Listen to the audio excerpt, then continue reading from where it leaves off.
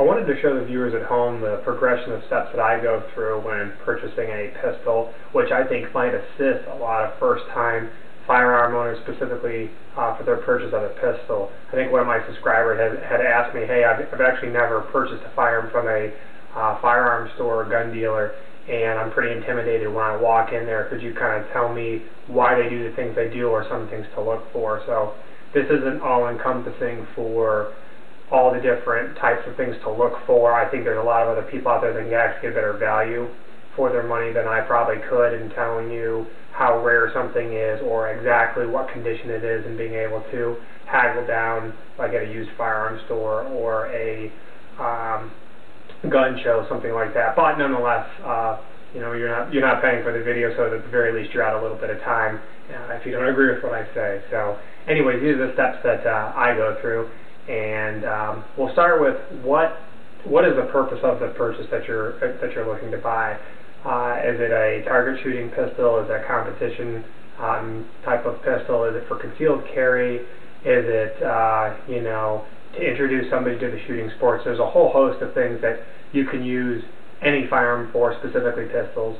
So you really want to balance what you're looking to have with the features that you're looking to have with it. Nothing's going to do everything perfectly. So in order to balance those different features with the requirements of what the main life or the main purpose of that pistol is going to be, will go a long way in aiding you towards getting the right or the best choice, perhaps, for a first-time pistol buyer. So some of the things to consider outside of the purpose of what that is, whether it's for concealed carry, target practice, like I said, all those others, are things like what kind of price are you looking to, you know, what kind of budget do you have, what caliber, what kind of weight, how large are your hands, how heavy is the actual firearm itself, what kind of capacity does it have, what is the cost of the ammunition and the upkeep. If you like to dabble with a lot of accessories and light rails and laser aiming devices and stuff like that, how common is that platform of pistol to be able to bolt on,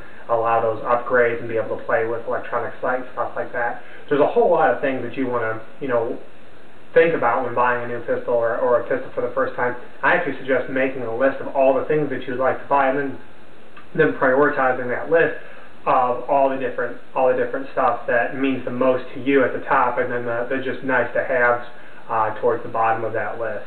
That being said, the next best place to start after you kind of develop that list is to research online. I mean, clearly if you have access to this video, then you're also going to have access to the internet, and a lot of search engines will be able to tell you a lot of forums and a lot of manufacturers' websites if that model is still in production.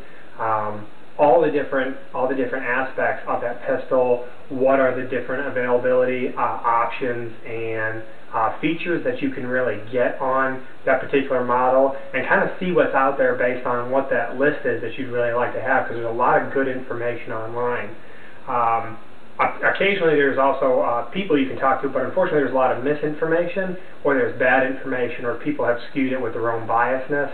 You know, maybe somebody loves a certain model or a certain manufacturer, somebody can't stand it. So they're very, you know, somebody that's very open and doesn't know anything can be impressionistic, I guess, or what I'm looking to say. They can have those same type of biases transfer to them that take a lot longer to break. So I like to go in with an open mind and weigh everything on its own merits, and then determine for myself what really is going to be the best option. That being said, let's see here. Ask your friends, actually, your friends in the shooting range and stuff like that. I'll never forget, there's time and time again, I go to the shooting range, and when I do, if I see somebody shooting a model pistol that, you know, I've kind of had in the back of my mind or whatever, most people are very open and friendly, at least that I've been around in the general shooting community, and said, hey, could you tell me a little bit about this?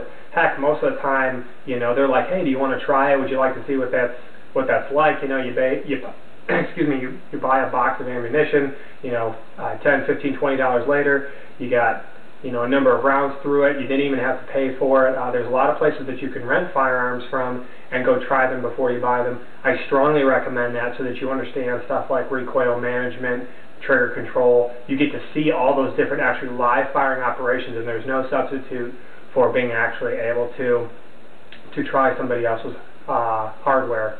So if you either have friends or there's somebody out there, a lot of people, if you say, hey, would you mind showing me this, how have you liked it so far, you can get a lot of good information that one, especially if you can get hands-on time at a firing range or a rental place, or there's just a lot of people that want more involvement in the shooting sports, and so really don't mind, myself included. Somebody wants to test fire a few rounds from any one of my pistols, I'd be more than willing to let them do that. So those kind of things are very hard to substitute, even for all the online research and all that kind of stuff that you can do.